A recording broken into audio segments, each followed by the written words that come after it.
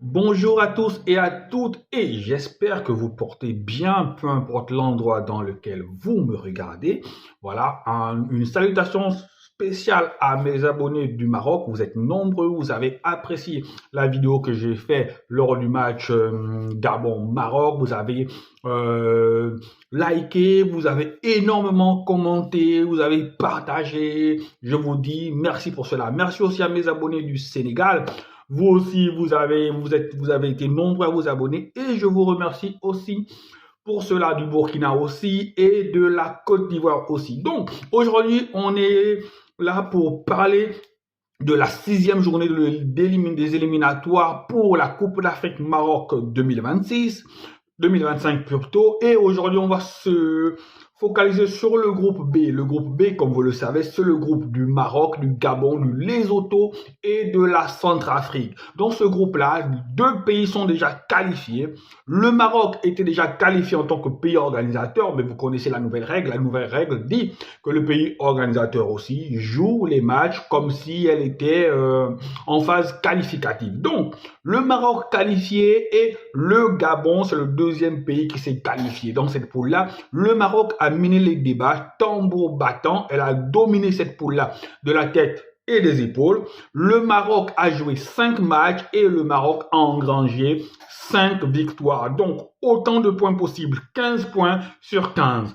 Le Maroc a marqué, tenez-vous bien, 19 buts. C'est pratiquement 4 buts par match. Le Maroc a encaissé 2 petits buts. Voilà les 2 petits buts que le Gabon a mis. Voilà, donc le Maroc a encaissé 2 petits buts, a marqué 19 buts. Et l'objectif dans cette poule-là, c'est de savoir si le Maroc terminera invaincu. Ça, c'est le premier objectif. De savoir si le Maroc terminera invaincu, mais de savoir aussi si le Maroc va engranger une 6e victoire qui fera 18 points sur 18 possibles, ce qui sera inédit. Dans mes souvenirs, quand je remonte assez loin, je ne sais pas si une équipe a déjà fait un tel total de 18 points sur 18. Je ne pense pas. Dites-moi en commentaire s'il y a déjà une équipe qui a fait 18 points sur 18 possibles. Donc, l'enjeu de ce soir, ça va être de savoir si le Maroc va terminer invaincu, si le Maroc va avoir 18 points sur 18 et combien le Maroc sera capable de marquer, de mettre au Lesotho. Parce que jusqu'à présent, le Maroc a toujours gagné sur des scores fleuves. Est-ce que pour le dernier match, pour éviter les blessures, est-ce que l'équipe va être remaniée? Est-ce que l'équipe va un peu lever le pied? Et déjà, peut-être pour ceux qui ne le savaient pas, je vous annonce déjà que ce dernier match-là, Achraf Hakimi ne le jouera pas. Voilà, Achraf Hakimi est rentré sur Paris. Il a eu, comment dire ça, il n'est pas blessé. Non, rassurez-vous, il n'est pas blessé. C'est un arrangement qu'il y a eu entre la Fédération marocaine de football et le club, le PSG, pour dire que voilà le dernier match, Achraf Hakimi ne le jouera pas. Il est rentré pour préparer son match de championnat contre Toulouse, mais Achraf Hakimi a fait le job. Achraf Hakimi dans ces éliminatoires-là, il s'est dépensé comme pas possible, et au four. Il a montré que c'était l'un des joueurs clés de cette équipe du Maroc. Donc Achraf Hakimi n'est pas là. Ça donne la possibilité à Walid Regragui de faire jouer un autre joueur, d'utiliser un autre joueur, de montrer que le banc du Maroc est un banc assez riche. Voilà, il y a de la profondeur de banc et tous les joueurs peuvent jouer et amener ce Maroc-là au sommet. Donc, l'autre équipe à suivre, ça va être pour ma part le Gabon, parce que le Gabon a 8 points d'écart entre le Gabon et le Maroc. L'objectif pour moi, c'est de voir si cette équipe gabonaise va au moins battre la Centrafrique pour terminer au moins à 10 points. Si cette équipe du Maroc bat la Centrafrique avec la manière, ça va être une petite consolation pour moi, parce que être à 10 points, donc à potentiellement 8 points du Maroc, ou du moins atteindre la barre de 10 points, c'est quand même symbolique et ça va un peu me mettre du bon au cœur. Donc, je vais essayer de regarder le match du Gabon pour voir si le Gabon va dominer de la tête et des cette équipe centrafricaine, si le Gabon sera capable de mettre au moins 2-3 buts, voilà. Parce que cette équipe du Gabon, je vais pas mentir, cette équipe du Gabon ne me rassure pas.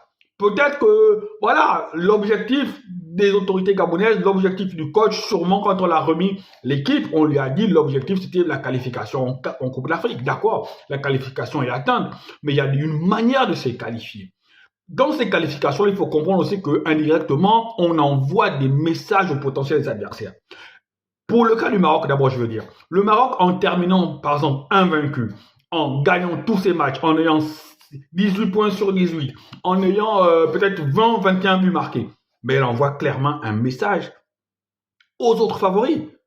Mais derrière, en fait, il faudra que, vu que tu es favori, il faudra assumer le statut de favori. Parce qu'en étant vu comme étant le favori, l'équipe à abattre, ce qui fait que toutes les équipes, lorsqu'elles joueront contre toi, elles seront 2 fois plus motivées. Il faut que le Maroc s'attende à ça, que les équipes qu'elle aura en face d'elle en Coupe d'Afrique seront 2 fois plus motivées pour la battre. Donc il faut que le Maroc soit capable de répondre à ça. Il faut que le Maroc soit capable de répondre aux attentes et au statut de favori maintenant que lui colle à la peau. Les équipes comme le Gabon vont venir sans pression. Il y a les équipes qui viendront à la CAN sans pression. Mais la plus grosse pression sera sur l'équipe du Maroc. Toutes les équipes auront envie d'avoir le scalp du Maroc. Ça va être à l'équipe du Maroc de se mettre au-dessus de l'événement, se mettre en mode dévastatrice, se mettre en mode prédateur, se mettre en mode peu importe l'équipe qui vient, on les prend au sérieux et on s'applique sérieusement. Voilà, c'est de cette manière-là que le Maroc pourrait aller au bout de sa CAN. Pour le Gabon, j'ai justement envie de voir une victoire ce soir. Une victoire pour nous rassurer. Une victoire pour nous montrer que vous n'allez pas à la CAN 2025 pour faire de la figuration. J'ai besoin d'une victoire pour que je sente quand même qu'on part. Non pas pour aller gagner la CAN parce que je suis réaliste. Cette équipe du Gabon-là ne peut pas gagner la CAN. Mais au moins, allez faire un bon parcours, allez vendre chèrement sa peau. Quant à l'équipe du Maroc, vous êtes favori. Et en tant que favori, on voudra votre peau. Il faut que vous soyez costaud dans les têtes, que vous jouez votre football, que vous ne vous affolez pas. C'est comme ça que vous pouvez aller au bout de votre CAN. Allez, ciao, ciao et merci encore pour les abonnements. Si vous êtes nouveau, vous tombez sur ma chaîne, abonnez-vous, partagez un commentaire. Les Marocains, j'ai envie de vous entendre. Qu'est-ce que vous pensez de ce que je viens de dire dans cette vidéo? Allez, je vous envoie plein d'ondes positives comme ça.